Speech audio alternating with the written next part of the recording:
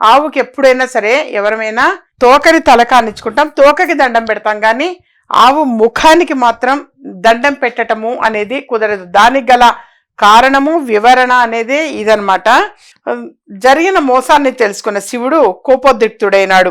మోసం చేసిన బ్రహ్మను శిక్షించడం కోసం శివుడు అగ్నిలింగ స్వరూపం నుండి సాకారమైన శివుడిగా ప్రత్యక్షం అవుతాడు. అది చూసిన విష్ణువు బ్రహ్మ సాకారుడైన శివునకు నమస్కరిస్తాడు. శివుడు విష్ణువు సత్యవాక్యాన్ని సంతసించి ఇక నుంచి తనతో సమానమైన పూజా కైంకర్యాలు విష్ణువు అందుకుంటాడని, విష్ణువుకు ప్రత్యేకంగా క్షేత్రాలు ఉంటాయి అని ఆశీర్వదించాడు. బ్రహ్మకి మాత్రం శాపం పెడతాడు శివుడు.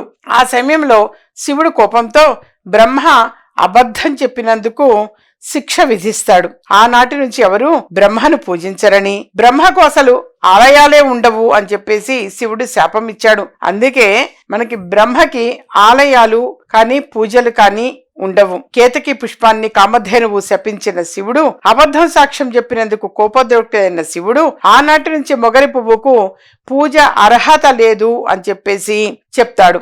అలాగే గోవుకు తోకకు మాత్రమే పూజ ఉంటుంది అని శపిస్తాడు. అందుకే మనం మొగలి పువ్వుని పూజలకు పెట్టం. అలాగే గోమాతని ముఖానికి పూజ అనేది మనం చేయం, తోకకి మాత్రమే మనం ఇలా పూజ అనేది చేస్తాము. ఇలా పరమశివుడు అర్ధరాత్రి సమయంలో అగ్నిస్తంభంలా లింగాకారంలో ఆవిర్భవించిన మాఘ బహుళ చతుర్దశిని మహాశివరాత్రిగా జరుపుకుంటాం. ఆనాటి నుంచి పరమశివుని ఆద్యాంతరహితుడని పూజించసాగారు. అంటే ఆది కాని అంతం కాని దేని దేవుడు అని అర్థం. ఆలయాలలో అర్ధరాత్రి సమయంలో లింగోద్భవ కాలంలో ప్రత్యేక అభిషేకాలు అనేవి జరుగుతాయి. మహాశివరాత్రి రోజు ఈ లింగోద్భవ ఘట్టాన్ని విన్నవారికి, చదివిన వారికి శాశ్వత శివ సాయుధ్యం లభిస్తుంది అని శాస్త్రవచనం.